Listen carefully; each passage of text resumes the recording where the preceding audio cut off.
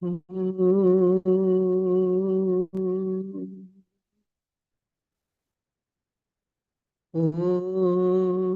Sahana Bhavatu Sahana Punatu Sahaviryam Karavavahai Tejasvinavadhitamastu ma Vidvishavahai.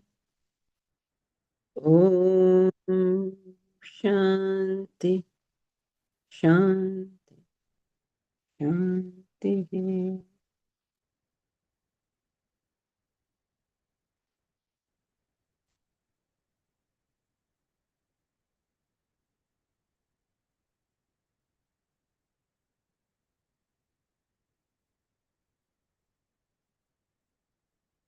So we have been studying about how unselfishness unfolds joy. For a person who has not elevated himself, he becomes incapable of knowing what that joy is. So as one becomes unselfish, as desires reduce, the joy increases within all of us. Right? Okay. So let's continue. Can you hear and see properly? Is it okay?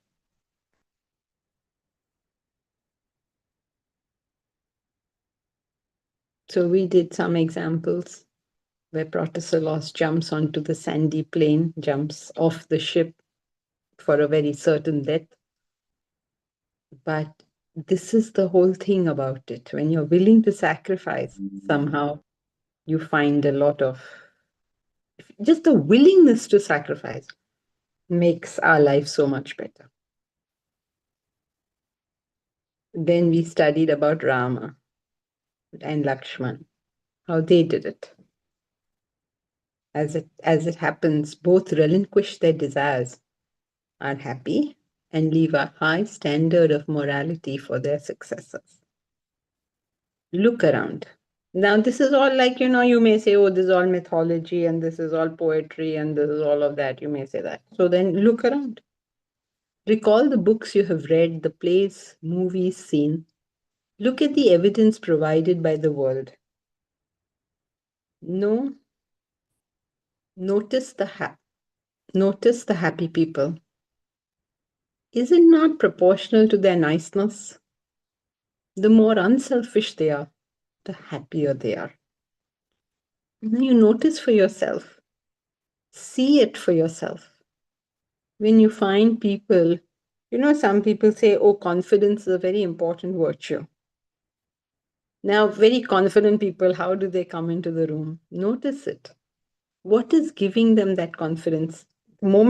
At that very moment when they're feeling very confident, what is it that's going on with them? Think about that. Have you ever realized that when people are so confident, it is because they are not asking anyone for anything at that moment? Have you ever realized that? At that point, they don't want it. Maybe they want it some other time, I don't know. But at that point, when they're experiencing this degree of confidence, they're not actually asking anybody for anything. They are apne mast mala. So very, very important. Learn to see that.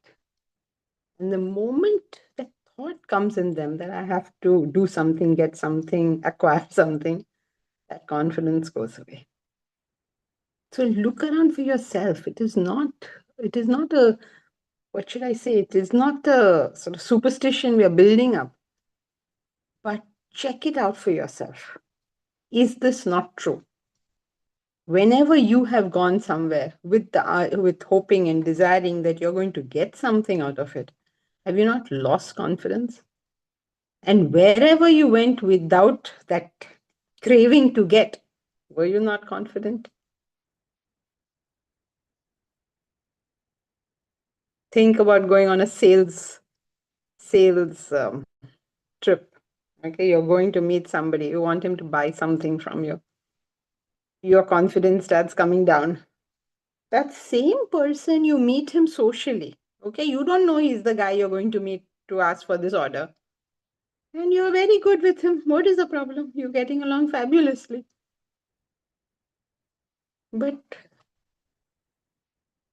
or even if you go to a sales call thinking that you're genuinely solving somebody's problem, even then you find that it is, it's very different from, I want you to buy my product. It's very different from, this product will help you.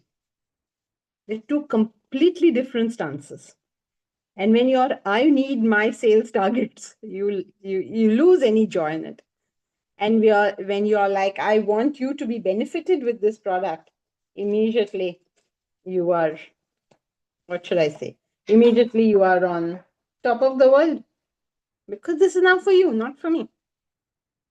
So look around. Don't just say, oh, Rama was like that and Protesilaus was like that. It's not good enough. Look at the people willing to give up the thought for themselves and see what happens to them. Okay, continue, Mahesh.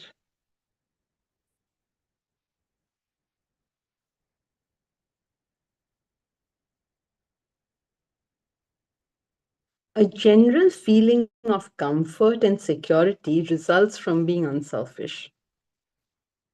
A selfish person cannot gain this. And when you're saying selfish, please understand that selfishness is an attitude that you could even temporarily have. It's not just like, oh, he's so selfish or I'm so selfish. Even temporarily, this works. A selfish person cannot get this, that sense of respite from the agitations. Often, despite everything around being all right. Interesting phenomenon. When you're thinking of yourself, but and everything around you is okay, you still cannot be peaceful, even though there's no problem from the external world. Dostoevsky tried to bring this aspect out in his classic Crime and Punishment. It's a very, very famous book if you ever want to read it. In it, oh, your favorite novel, okay. In it, Raskolnikov kills a pawn lady and subsequently faces the anguish and problems of guilt. He just met somebody at a party, unnecessarily goes and does stupid things. Okay, and then he falls violently ill. He's so stressed out. His delirium tremens and mental torment because of this one act, undertaken almost mindlessly, brings to our attention how our selfish behavior creates agitations.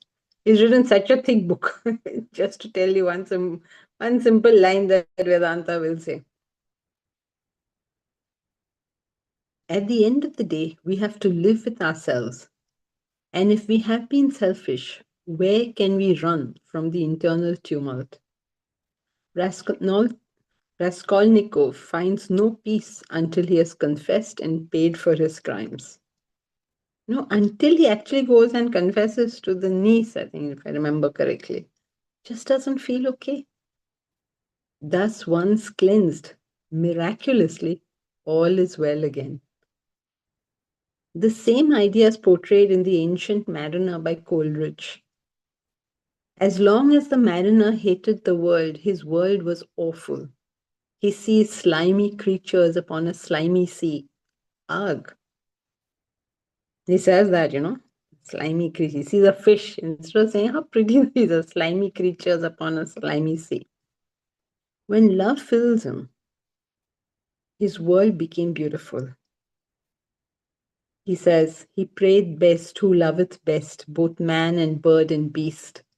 He prayeth well who loveth well, all things both great and small. Calmness has entered his soul. When a person turns pure, the whole world turns beautiful. If you've read the poem, you know that this fellow unnecessarily, he goes and kills an albatross. Unnecessarily. And then all his troubles in life start. He could have been killing a poor innocent bird. It's supposed to be a harbinger of luck and all. He goes and kills it. So basically, his world goes crazy. He's tossed upon a tumultuous sea. His sailors are all, what should I say, all going to some mutiny against him. Finally, everybody's dead, and all their ghosts are over there. Now, don't take that literally. What he means is all of this comes back to haunt you. Like you remember Macbeth, he killed Banquo, well, unnecessarily killing. And then he sits at this dining table and he can see Banquo with all his blood. I mean, there's no ghost, but your own mind will eat you up. We think some ghost will come. Somebody will come back from the dead and frighten us. No, they won't. What happens is your own mind eats you up. You can't handle it because it's against everything. You must remember, um, selfishness is against nature. You are the self. All that you see is you, and you're turning against it. You're going so wrong that the backlash is too much. See, whenever you go in the wrong direction, that backlash hits. Right? It's just like anything, it's example we always use. You put your hand in a vice, it will hurt you because it's not meant to be like that. You use any gadget in a way it's not meant to be used. The backlash will come because you're doing it wrong. If you do it right, there's no backlash. You feel just fine because it's right, it's correct, it's along the grain. It's when you go against the grain that the problem starts. Yes, Deepranj? So, a selfish and unselfish person relates to the world in different ways. And, like, what is the difference in the way a selfish and unselfish person relates to the so-called evils of the world? Like one we commonly known as social evils and all that. You know what you mean? The selfish person is least bothered with any evil until it comes and bothers him. If your neighbor is in trouble, you don't care until that trouble comes to your door. That's a selfish guy's way of looking at it. And when that evil comes to his door, he gets terribly upset. Even if tiny bit comes, he get very very upset. So first he's not bothered. Then if something happens to him, he's over bothered. And this is the life of a selfish person. An unselfish person is able to look into the distance. That's a big thing that happens when your intellect grows. You're able to see what will be the consequences, what is further. So when it's a small evil, like you're caught in a traffic jam, then you say, oh, okay, half an hour is gone. Not enough, not worth my wasting my blood pressure on. You're able to look in the distance. But if you say no, this is like I don't know, these kind of traffic jams, they are draining the national exchequer. All our money, how much fuel is being used up, how much fuel is wasted in which we are buying with dollars. If you're thinking like that, then maybe you'll come up with some solution, or it's not so personal, the botheration.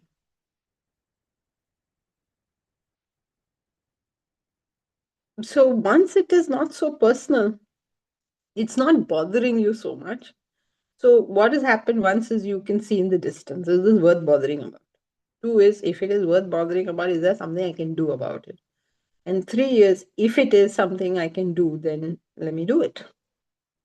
So one is like, selfish people usually become part of the problem. One lady very recently, she fell ill. She got dengue. She's all alone. She's come from the US. She got dengue. She's alone. Her next door neighbor is her cousin. Next door neighbor. right? So that's very convenient, right? He's just like next door, he can help. So she's from US, so you know how these US people are. They, whatever happens, they go and check themselves into a hospital. They feel that that is the easy way of handling life. So they just check themselves into a hospital. And Indian hospitals, the best hospitals for them, you know, medical is not as expensive here as it is there. So she was very happy. I mean, very happy to go to the hospital. To which her cousin, which should say, that's great because now that reduces his work, na? Because suppose something happens to her with dengue and also good, she's in the hospital, she's taken. Oh my god, you're going to the hospital. Like anything you tell the guy, he's just collapsing. So finally she gave up on him and she called us. Sorry, Baba, can you help me, please? Because what is to be I mean, he can't take care of her in the house. If she's going to the hospital, he can't handle the idea that she's going to the hospital. He has to do nothing. He just can't handle the idea. So every person like that becomes part of the problem instead of becoming part of the solution. They become like, oh my God, oh my God, oh my God, what to do, what to do, what to do. It's more, oh my God, and what to do than actually taking care of the issue. That's the most simple thing. All she required was to be taken to the hospital. That was his only role. But in his mind, that role became very big. He said, oh God, I won't be able to come and sleep with you in the hospital. Who is asking you? You're not supposed to sleep in the hospital. You know, like she has a attendant, everything. She handled everything herself. So very strange. But you see people like that. Um, it's a very, very strange phenomenon. How people, you know, when you're, I don't mean he's not even a very selfish person, but they get involved and obsessed in that moment. They can't handle a thing. The moment something happens, they have collapsed first. So now, where there was one problem, there are two problems. So a Now selfish somebody, person is extremely agitated in such situations. But very. can we say that an unselfish person is like he doesn't register it as a bothersome situation or what? No, he doesn't. He's not thinking of himself. No, this Mall is thinking of himself. I'll have to go to the airport. I won't be able to stay with you in the hospital. I think, who's asking you to stay with me? Anyway, she's a woman. He's a man now. She's not going to ask him to come and stay in the hospital. No? But still, you know, so many unnecessary problems are created. In a selfish person's mind, or when you're being selfish, a whole bunch of problems are created.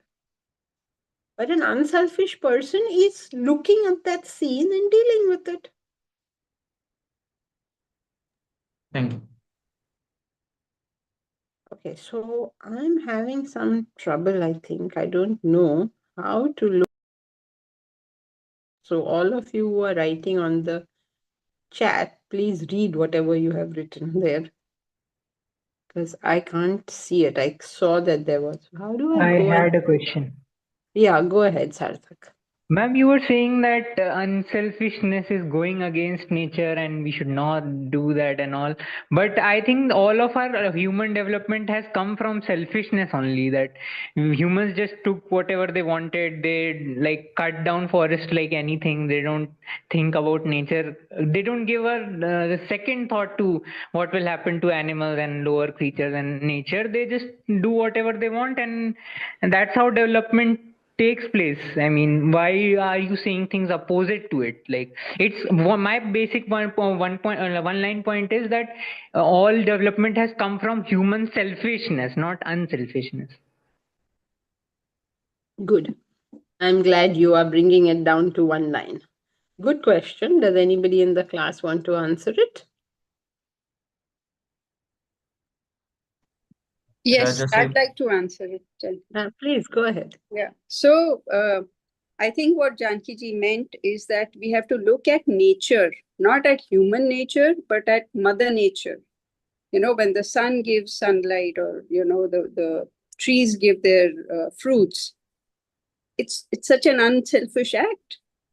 And if you read the poem, that we should give like the myrtle gives its fragrance without thinking about whom it's benefiting or why it's benefiting.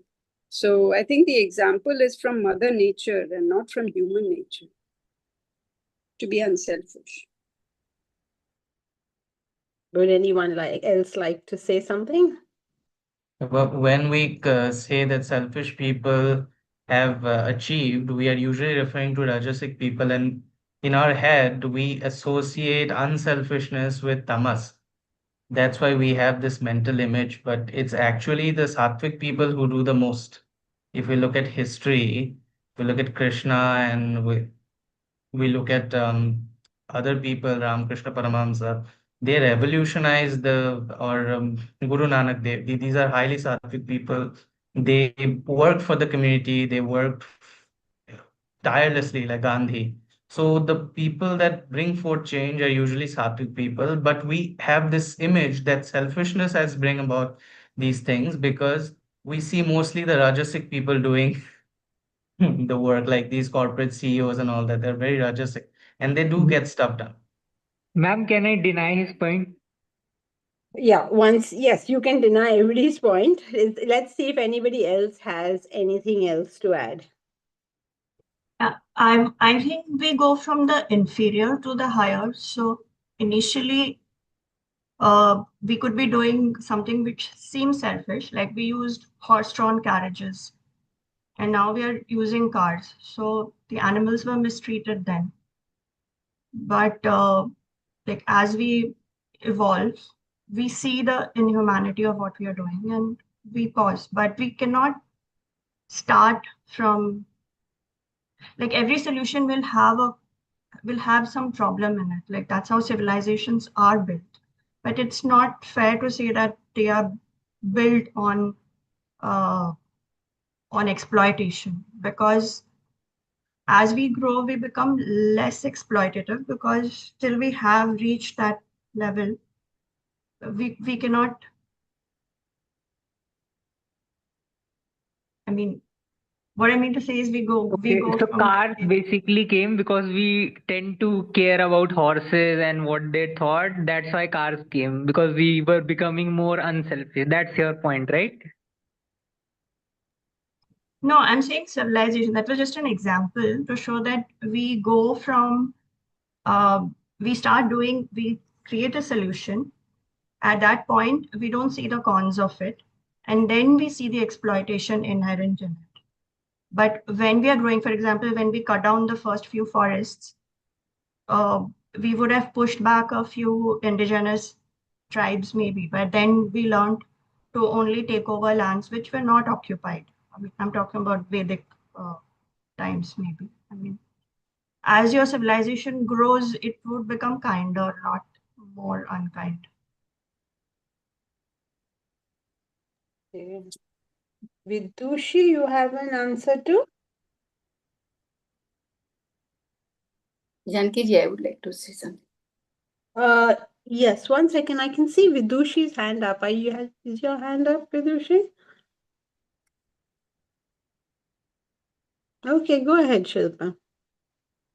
It's your vasanas which comes and you act upon it, and then it becomes the vasanas manifest, and you do something, and then it becomes the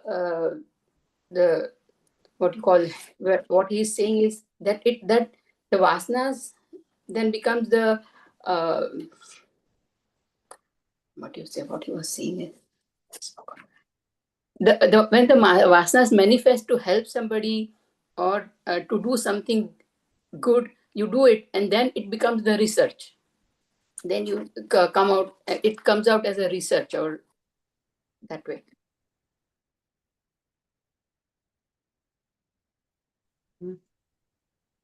Yes, Bharat? Can you hear me? Yeah. Yeah. So, progress or development is not black or white. There are multiple causes to it, some selfish, some unselfish. These selfish causes are what we are seeing the consequences of the global warming and stuff like that. The unselfish ones would last longer without the adverse consequences.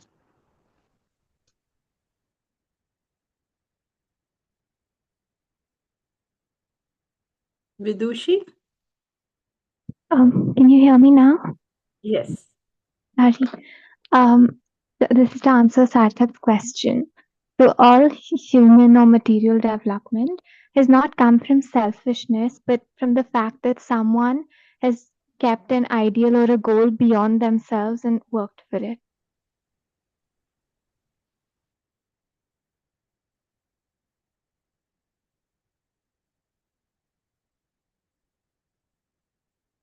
Okay, y'all have all spoken about something, but I don't think anyone has directly answered Sarthak's question. Sarthak, are you okay with these answers?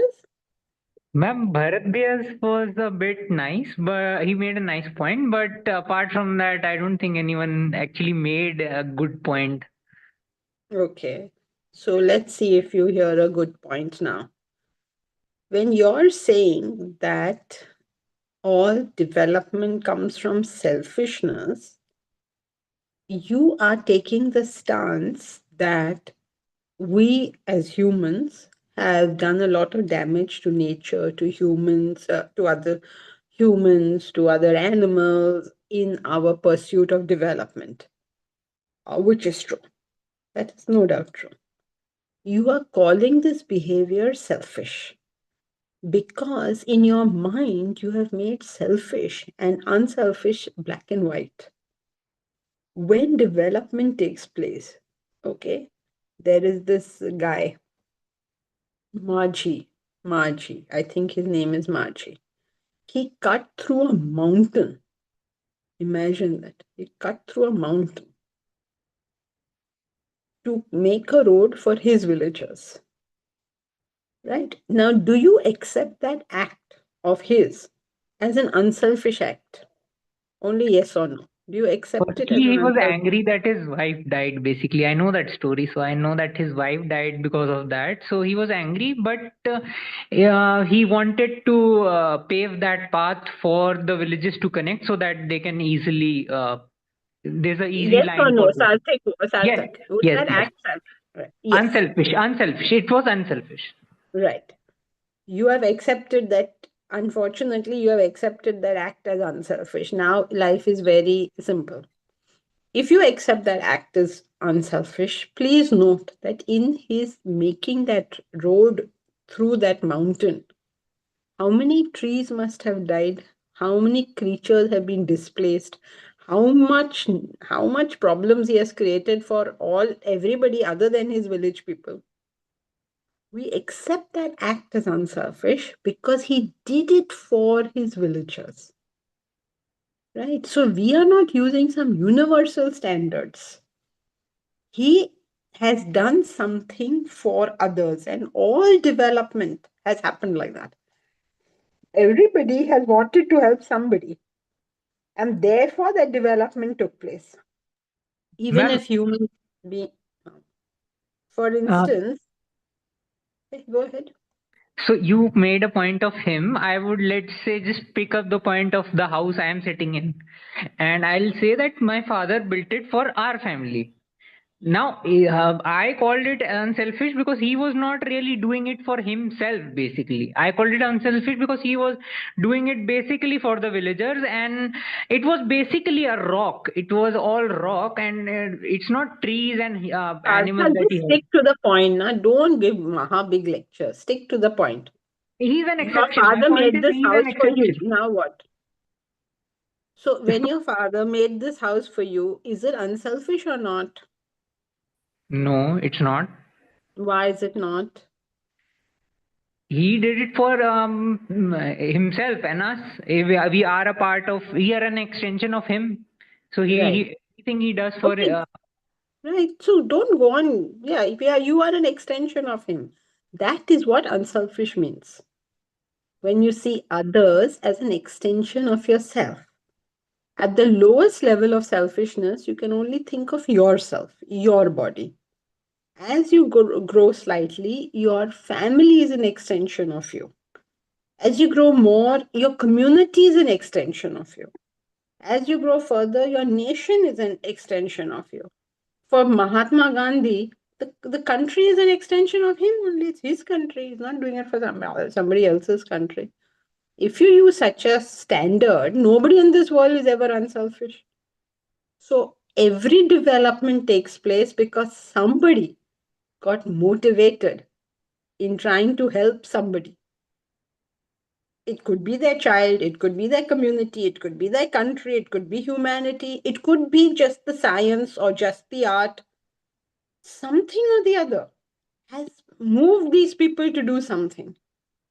Maybe one man, many, like thousands and thousands of years ago, saw his wife is getting water from the river. So he may have created a sort of wheel for her to just drive the thing better. So every development is because somebody is trying to do something.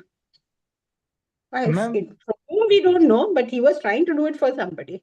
That's why I gave you the example of Maji. Because he's doing it for his village, he's doing it out of anger that his wife has died. But that anger that my wife has died is converted itself to nobody else from my village should die like this. Unselfish.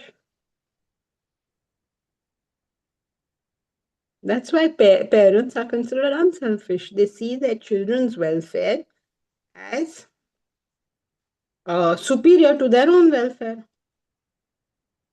That's how a parent behaves. But then we call it selfish because we are taking a standard of person who is involved in the community or nation. So selfish or unselfish is always a comparative term. Okay, everybody is clear with this, that somebody or the other is trying to do something or the other for somebody or the other. ma'am, but you will say that the Britishers were also unselfish. They looted India and they did all that for their country. For those who did it for their country, yes, of course. Why are you not going to accept them? If they did it for their country, of course. If they did it to build their wealth, no. You can't superimpose this on everybody that just because you went to another country, you did it for others. It's not like that. Those who did it for their country, many of them were simple buccaneers who just did it to build their own wealth. They didn't do any development. That's why you like Bharat's point. They didn't do development. They looted the country. What development took place because of them? Not in our side, in their own countries. If The they did British. it for that, then development would take place in their country, whatever. But from even in their country, no development will take place unless they've done it for that purpose. See, Tata, for instance, the Tata Group, Jamshedji Tata and JRD Tata, they did it right for the country. They did it. They were not fooling around saying how much money will I make, but they made money, obviously. When he set up Jamshedpur, he did it for what? If he had done it for his own personal wealth, he'd have at least kept the money. He didn't. He put it in a trust. But he was a nation builder, right? He thought at that time, what does my nation need?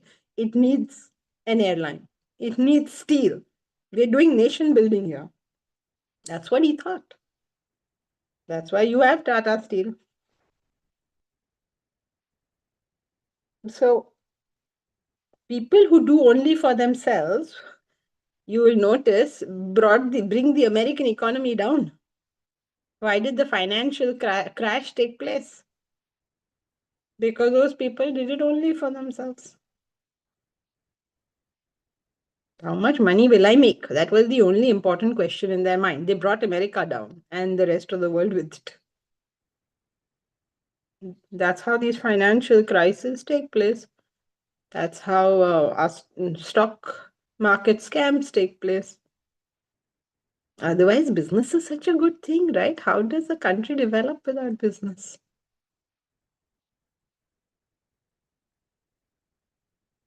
Yeah, Gunjan? Ma'am, this term selfishness, is it a relative term? Because if we take this example of Britishers, they set up botany, zoological institutions. They did all the studies, right? So in this aspect, they were doing things and they were studying the Indian land. But on the but if we see they are doing all of this so that they can take this all the wealth, all the resources to their country. So if we see in this in context with our country, so yes, they did some development, right? But if we see this particular thing, the same action with respect to their country, so they have brought wealth to their country. Okay, so in context, this act could be said, unselfish Yes, act. yes. Because it's unselfish is comparative, no? You did it for something beyond yourself. Did you do it for yourself? Did you do it for your family? Do it for community, for country? What did you do it for? That will determine. Or you can do it out of sheer negligence, like Churchill. He did a lot of unselfish things. He looked after his country during the war. But out of sheer negligence, he created a Bengal famine. Just sheer negligence. We'll let them die. I don't care. He didn't realize his country defeated him after the war. He lost the prime ministership. No? People don't understand the consequences of this behavior. He did for his country, did very well. For India, he created a famine, an artificial famine for just building, for stockpiling. He lost everything after that, in spite of doing so well. Karma, how it comes back to you is amazing. So yes, out of negligence, you're ruining somebody else's life like this. So you could be, you know, that he looked after his country well, that he led his country well during the World War. That was fantastic. And out of, I don't know what degree, or I don't know what degree of tamas is there in a person that allows more people to die in the famine than died in the war. So out of sheer negligence, people do this. Like we are doing it today. How we do things that harm the environment and all may not be as bad as that, but really we can't really judge from so far away, because now at least you'll see pictures and all. Then something's happening so far away, you don't feel anything. So that's probably what happened. I don't know what happened to him. Why would he behave like this? So so if you do out of negligence, it's not benefiting his country, it's harming somebody else. So that we are not going to accept as unselfish. Correct. But that he looked after his country during war. I mean, he hardly slept. He ran the whole system so well that they won the war eventually. Right. So it is relative. In one area, he's done super. In one area, he's gone completely mad. You know what I mean? It's all relative. Relative to us as a country, he's treated us badly. Relative to his country, he's won the war for them. But because he treated this whole Bengal thing like this, then he loses his prime ministership. He could never serve his country again. So by saying that this term selfishness is always relative, is that the is it justified to see any action in this way? Because in that way, Hmm? because in that way any action would be selfish and unselfish both. Correct. So is that justified? I mean, for example, again, I mean, somebody robbing a bank, would Mhm. be good for his family and not good for the country. So cannot justify this action with saying Why not? selfish. I mean, I don't know what you mean by justify. You say, yeah, he did it. If he did it for his family, I don't know how many bank robbers rob for their family, but most people who are family oriented, they don't take these risks in life because what will happen to my family, right? So if they are genuinely doing it like that, then yes, what you said is true. It's good for the family. It's not good for that. Well, everything is like that, right?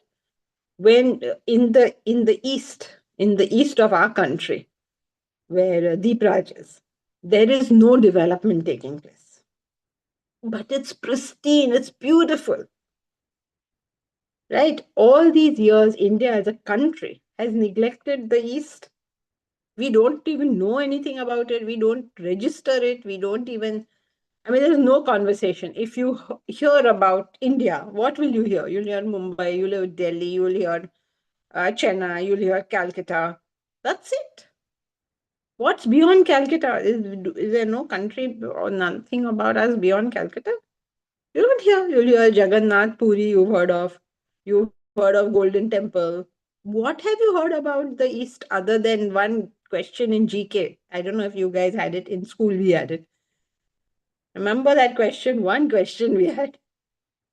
Capital of Assam, is it? No, Balances. Highest rainfall. highest rainfall. One GK question we've had. Highest rainfall. Answer Cherrapunji. This is the only association we've had with the Northeast, right? And they're mad at us, obviously. Now, the question is, we don't know. If I ask you, tell me one ruler of the Northeast, the entire Northeast, give me one ruler's name, you won't know. If I ask you one ruler from Maharashtra, can you give me a name?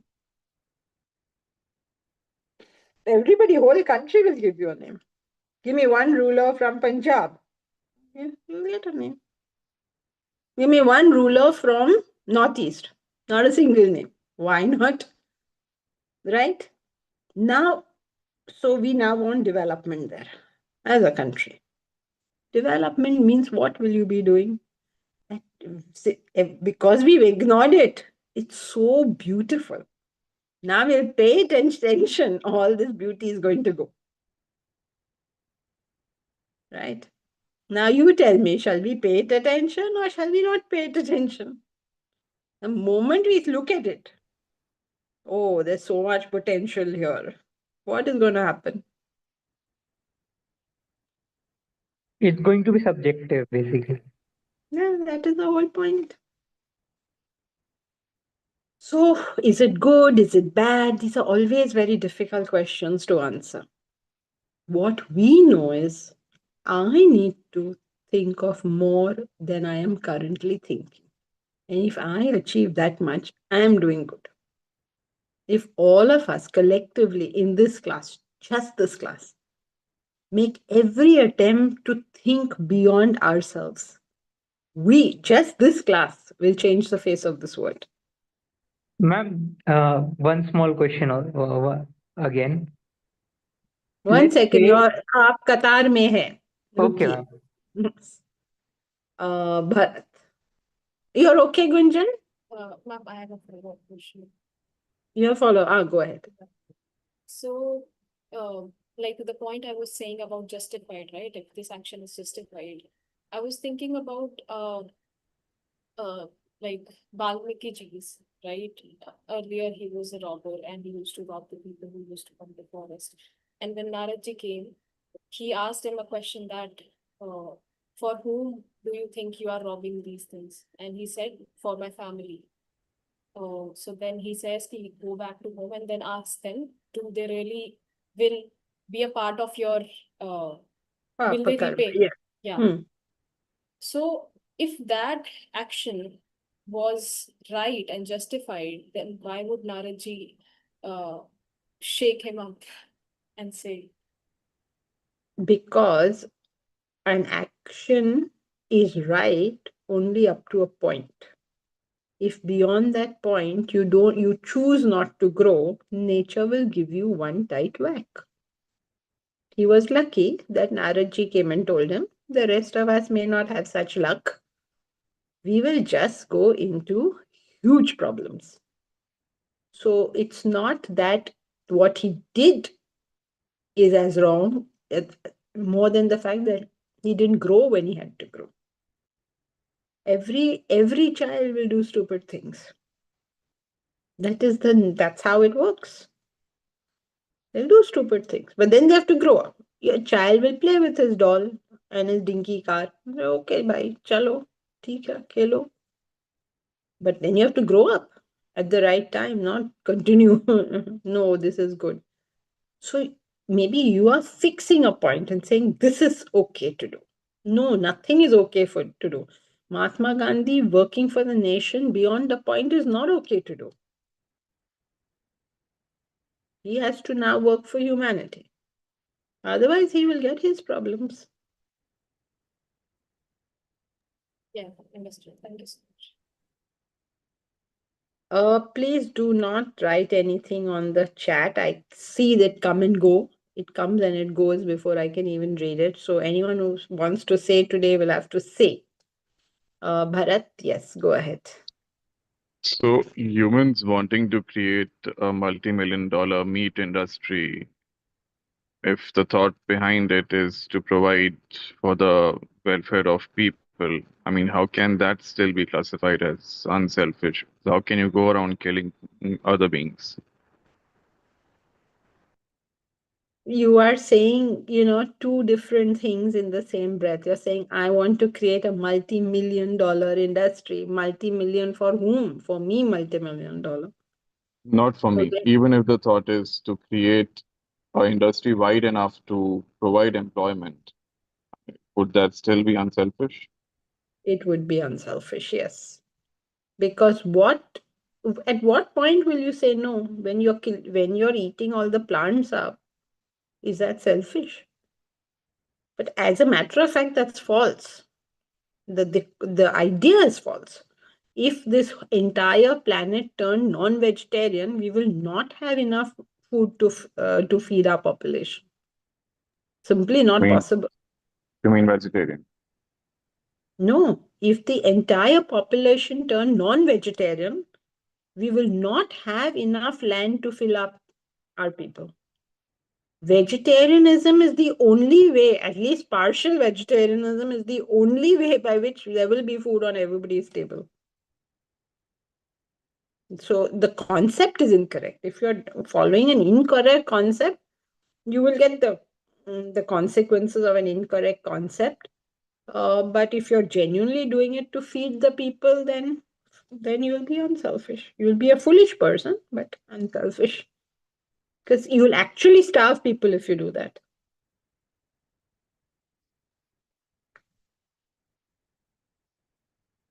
You know that, right? You know that to feed an animal takes far more land and is far more damaging to the environment than to feed the human, directly the vegetable.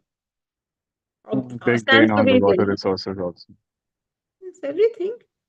You give it directly to the human, no? You're passing it through an animal to give it to the human. Obviously, it will take more. The emissions are so much more if you're the non-veg. So it's the concept is incorrect. But if you're doing it genuinely thinking that, or you're in a locality where it's impossible to feed your population. Suppose you're in Tibet, for instance. It is impossible to feed your population on vegetable because no vegetable grows there, which is suitable for human consumption. So they have to eat that food.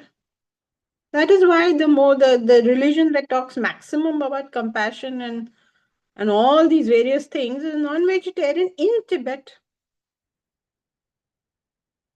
They said compassion, compassion, compassion, and you're eating meat. How is that working? But for them, they have to do it. They have compassion as their ideal, but all the humans there will die if they don't give them meat. So, these stances which we take, they're problematic stances. This is good, this is bad. It's so context based, intention based. Did you use your head? Did you use your heart? Well, that's very important.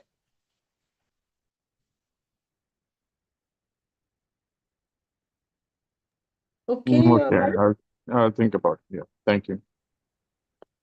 yes, Momita. This concept of unselfishness and selfishness, it doesn't make any sense in this. It doesn't bring any positive outcome to the individual in the secular sense, does it? Because Why not? if I'm unselfish, even if I identify with the nation's problems, Hmm. but I'm stuck there. So it's a kind of attachment.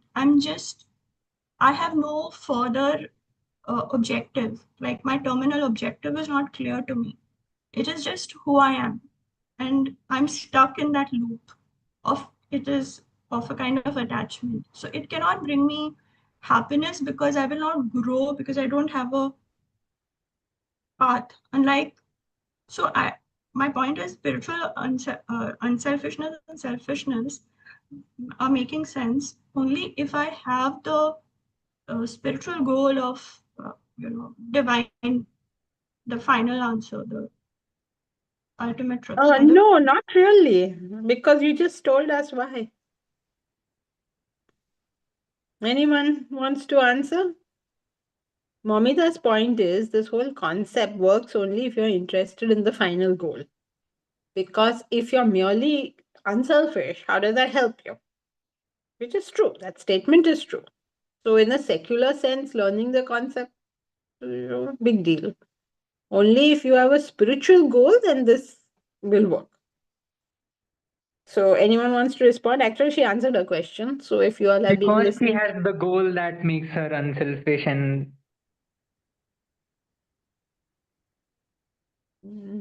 okay, anyone else wants to try?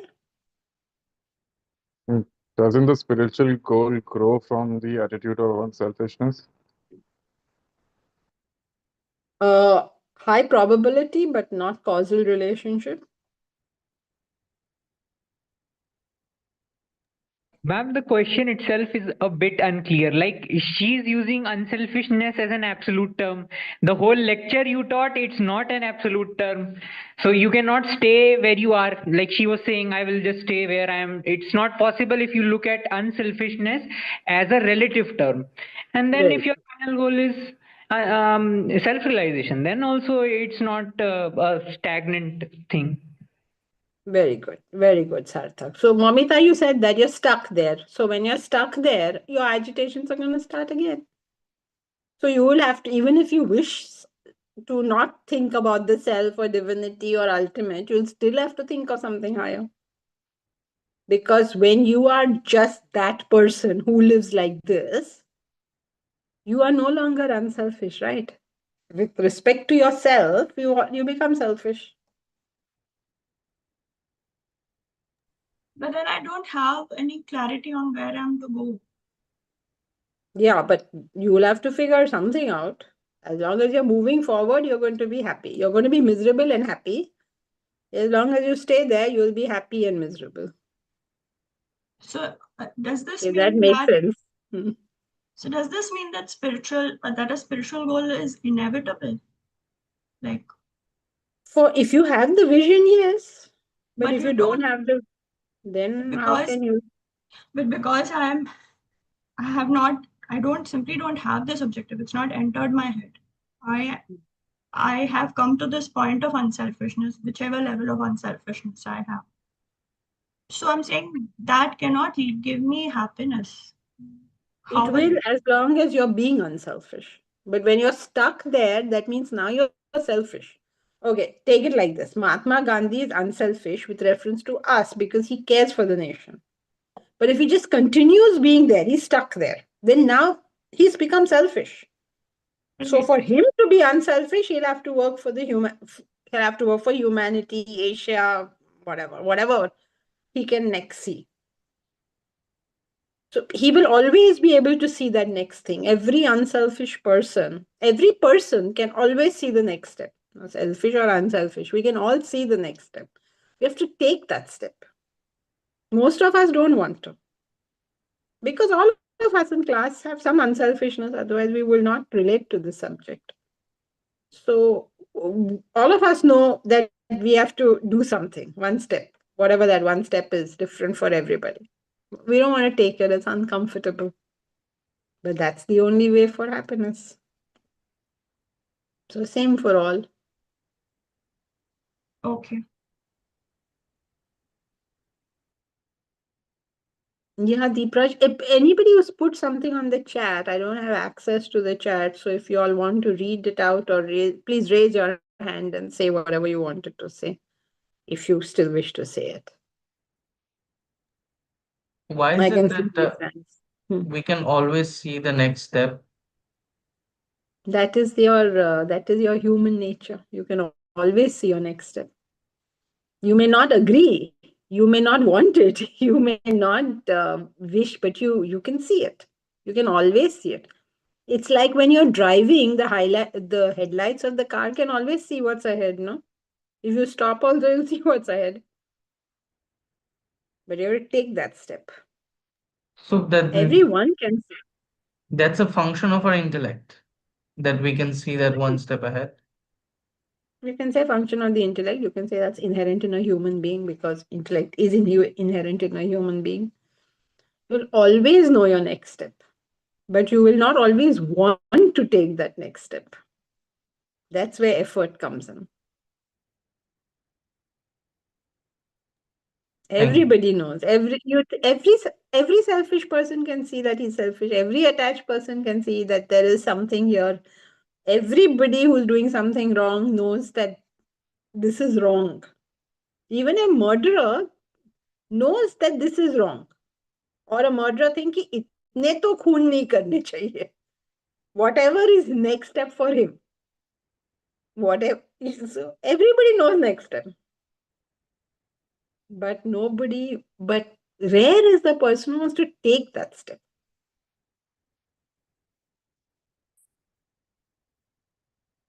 Yes, Sarthak? Ma'am, an action can also have multiple elements. I have an example in mind. Let's say I am after a tag. My egoism is after a tag of 24. This person earns 24 lakh per annum. Let's say something like that.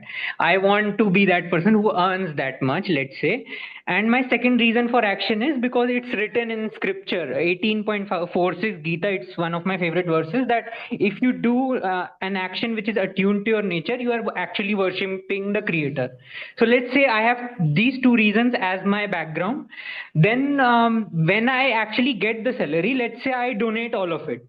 Now the reasons I took for this job are selfish and unselfish both, and what I do with the fruits is unselfish because I'm giving it away. I didn't need it, that money. So here it's a combination of both selfishness and unselfishness. Is that something that is normal, that we undertake an action with both selfish and unselfish reasons? Selfish reasons, unselfish reasons, and foolish reasons. You forgot the third one. I want a tag that I earn 24, what did you say, 24 lakhs a year. It's neither here nor there. It's not big enough to count and not little enough to be easy. So, and then I want to give it all away. So if I wanted to give it all away, then why did I want the tag? This is just For a selfish bunch reason, of for egoism, foolishness for my going on here. egoism, basically. For my egoism, basically. Yeah, so Ma'am, this is a lot of foolishness going on also. So it's unselfish, it's selfish and foolish because there's no thinking. What am I going to get a tag of 24 lakhs a month, a year? Like what? If you say my goal is to have a salary of 24 crores a year at least, okay, chalo, something. 2 lakhs se karoge kya? I mean, in terms of something fantastic and big. I can give 2 a lakhs. reason. If you are asking for a reason, I can give a reason. Okay, give. I mean, I'm not asking, but chalo, give. Ma'am, I can create one. It's a hypothetical situation. Let's say someone's cousin is earning this much, and there's a bit of envy in the family that, oh, okay, this one is ahead, and it's a bit of competition, inner competition. Someone feels that, okay, this person is earning this much, I should earn more. Something like that. Someone could have a selfish reason like that. I'm saying someone can have a selfish reason as well as an unselfish reason to do something. Okay, you can say that, but to me, it doesn't sound selfish. It just sounds foolish. Like my cousin is earning 2 lakhs, so I should learn 2 lakh. पागल लोग है क्या कि मैं क्यों करूं? तुमको करना है जाओ करो. But anyway, it sounds very short-sighted, and yes, there are people who think like that. Such people will be miserable. They will not get their 2 lakhs, and this concept that I'll get it and then I'll donate it. Everybody before they are rich thinks that how much money they'll give when they are rich. These rich people don't give. When I become rich, I will give. And then when they become rich, they don't give anything at all. And I know plenty of people like that. So it trying to it's just like mind throwing ideas. It's not any well conceived, well thought of notion. Please understand that unselfishness is only part of the game. Your head also has to work, no? I don't need the money. Here's this individual, hypothetical individual that Sarthak has given us. He doesn't need the money. That means he has the money. But somebody else is getting the money, so he wants the money. And now why does he want it? Because some other idiot said, look, that fellow is getting the money. It's like, I don't want a dinky car. But somebody said, look, he has a dinky car. Instead of rejoicing, अरे वाह उसके पास dinky car है, मुझे भी dinky car चाहिए. पागल लोग हैं क्या यहाँ पे? So it's not, it makes no sense. None of this thinking makes sense. So even to call it selfish, unselfish, I don't know. And then saying, oh, I'll give the money when I get it. None of it makes sense. But in answer to your question, that example I'm debating, but in answer to your question, can you have mixed aims? Yes, you can have mixed aims. And then you'll have mixed results. You just read the Gita. It says, those who do say chapter 18, you do good, you get good result. You do bad, you get bad result. You do mixed, you get mixed results. But here we are studying what is a good way to do it.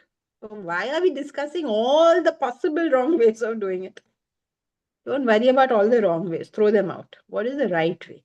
Think about what is worthy of aspiring for and then aspire for it. Imagine, I am earning because that chap is earning. उसको earning करना करो ना, मेरा सिर क्यों खा रहे हो? Ma'am, but I give two reasons. You just ignored the second reason.